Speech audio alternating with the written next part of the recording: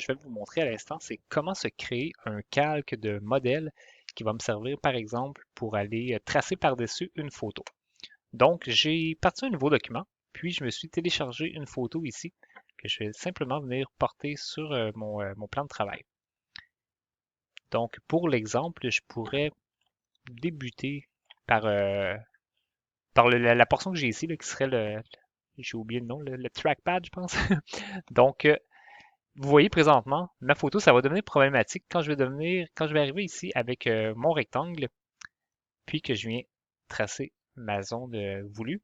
Mais avec mon curseur, je suis en mesure d'aller chercher ma photo. Puis, ça pourrait être tannant de toujours l'accrocher de cette façon-là. Puis j'aime ça avoir accès, dans le fond, directement à mon plan de travail au lieu d'aller sur ma photo qui me servirait de modèle. Donc, pour faire ça, vous allez venir dans vos fenêtres de calque ici, puis un peu comme sur Photoshop, je pourrais me rajouter l'option d'aller verrouiller ce calque-là. Puis idéalement, ce qu'on va faire, c'est qu'on va aller se rajouter un nouveau calque. Là, vous voyez mon rectangle, c'est rajouté sur mon calque 1 dans mon exemple. Donc, ce que je voudrais faire, c'est verrouiller ce premier calque-là. Puis, on va aller s'en rajouter un deuxième ici, que je pourrais appeler dessin. Puis mon calque 1, je pourrais l'appeler photo. De cette façon-là. Donc, je redessine mon rectangle. Puis, à partir de là, ben, on voit que ne suis pas en mesure d'aller sélectionner ma photo. Simplement mes éléments que je pourrais aller rajouter ici. Par la suite, j'aimerais aller arrondir mes coins de rectangle. Puis, le désavantage, c'est que je ne vois pas vraiment au travers. Donc, ça peut être le fun des fois d'aller inverser mes couleurs.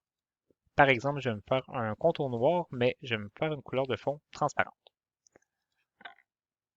Ce qui me permettrait d'avoir vraiment simplement mes tracés. Puis, à la fin, je pourrais aller appliquer mes couleurs.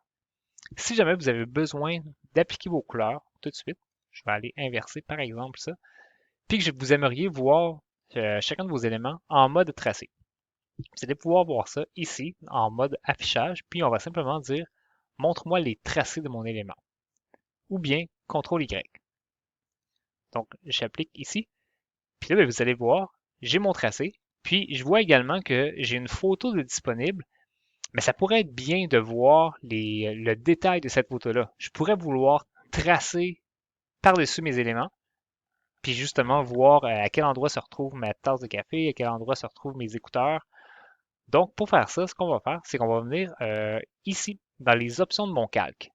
Je vais revenir, CTRL-Y, on vient, comme on a fait tantôt, affichage, aperçu GPU, CTRL-Y. Je reviens ici, puis je vais vous montrer ici en faisant un double-clic, soit dans le gris, soit sur la photo. Si je fais un double-clic sur le nom, ça va changer de nom, mais partout ailleurs, vous allez rentrer dans les options de ce calque-là. Je peux encore changer le nom de mon calque, mais vous allez avoir d'autres options ici. Par exemple, verrouiller, qui ferait en sorte que c'est l'équivalent de venir sur mon petit cadenas comme tantôt.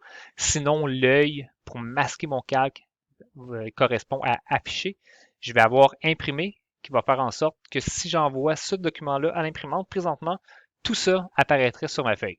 Si je veux avoir seulement les éléments que j'ai dessinés, mais je vais décocher imprimer, donc ce calque-là ne sera pas imprimable.